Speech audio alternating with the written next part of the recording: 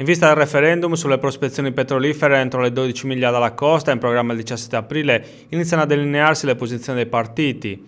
Sul tema ha preso posizione il Partito Democratico della provincia di Nuoro, che si schiera a sostegno delle ragioni del sì. La decisione è stata assunta dalla direzione provinciale e dà notizia il segretario Daniela Forma. Votando sì, sottolinea la consigliera regionale del PD, sosteniamo che la durata di tali autorizzazioni debba essere certa e che vada necessaria alla scadenza fissata al momento del rilascio delle concessioni stesse.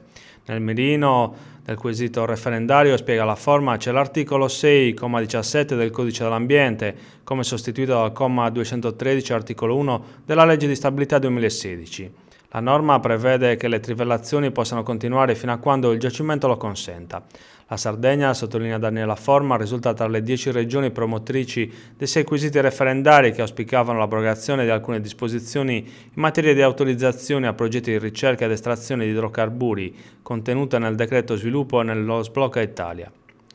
Il Partito Democratico della provincia di Nuoro, conclude Daniela Forma, sceglie di informare quanto più possibile i cittadini ed invita ad andare a votare il 17 aprile a favore del sì, a favore dei nostri mari, a tutela della vocazione turistica delle nostre coste, a tutela del comparto della pesca.